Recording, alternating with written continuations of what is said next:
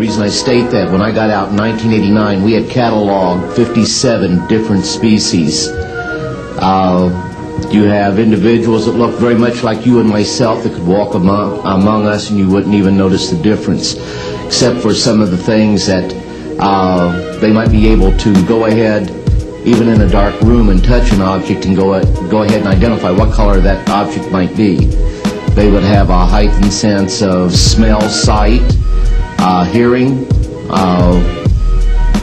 The situation is that you have various types of what we normally call grays. We didn't call them grays in the military, but you had at least 3 types of the grays. You had some that were much taller than we were. The unique thing that I'd like to point out for the most part is that the entities that we did catalog were in fact humanoid. Now this created a situation where the scientific community was trying to figure out why that would be the case, because you would expect that if life evolved on other planets, that they would take on some type of other being, so to speak, not necessarily look humanoid or be bipedal such as we are. But apparently we got quite a few of the species out there that are humanoid in appearance, and that creates a question that yet has to be answered by science.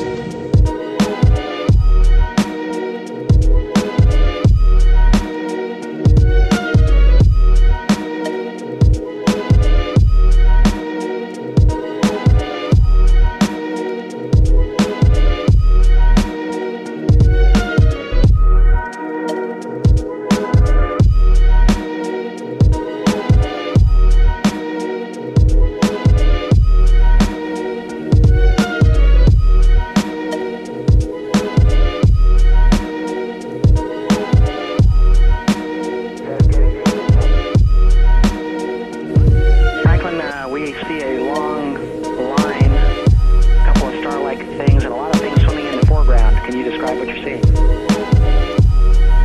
Well, the long line is a tether, and there's a little bit of debris that kind of flies with us, and it's illuminated by the sun at such low angle, so there's a lot of stray lines. The tether in the satellite with approximately 12 miles of tether still attached to it. Columbia and the satellite are now just passing over the west coast of northern Africa. The 2 spacecraft are now 90 nautical miles apart. So what you just saw on the videotape showed a 12-mile long satellite, a satellite attached to a 12-mile long tether, which is like a conductor cable. It's a very, very thin 1/10 of a centimeter in thickness cable that was used to conduct electricity in the Earth's ionosphere. As we saw earlier, space is supercharged with high energy particles, and NASA was trying to take advantage of these particles to see if they could build up a charge on the tether and actually see a gain or produce some electricity. They charged the tether with some electricity, but then an overload of highly charged particles flooded the tether and produced so much electricity it snapped. On February 25th at about 7:30 p.m., the tether broke away from the shuttle Columbia and drifted about 77 miles away. So the scene that you just saw actually starts at about 77 miles away.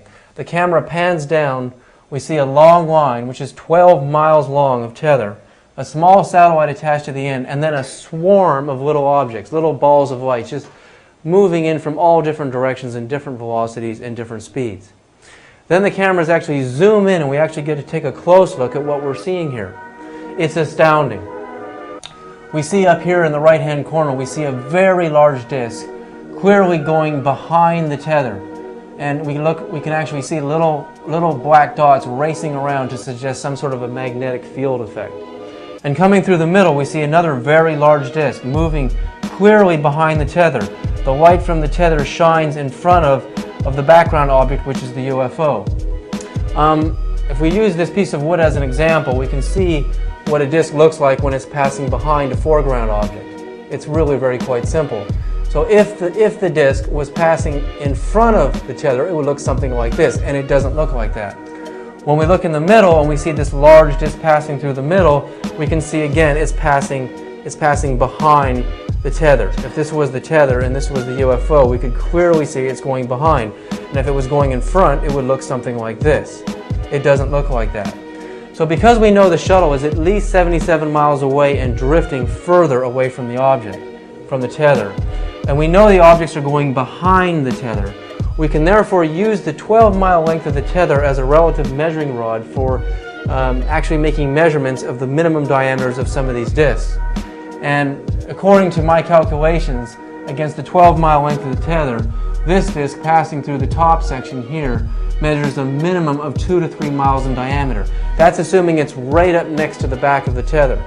If it's actually farther behind the tether than I think, then the disk could be much, much larger. Again here, this disk going through the middle here, I estimate it to be between 2 and 3 miles in diameter. And the same translucent mass. If a UFO were flying over the city of Los Angeles in the downtown core or New York, and it was 2 to 3 miles wide in diameter, it would black out the entire sky. It would be an Independence Day sized craft that would literally cause massive panic and massive alarm. But again, when you consider that the cameras on the space shuttle here are seeing into the near ultraviolet spectrum of light, as we learned earlier, it's a spectrum of light that's too high in energy for us to see with our eyes. But because the camera can see into it, it can basically be capable of capturing an image that is so high in energy that although we can't see with our eyes, it actually still is there.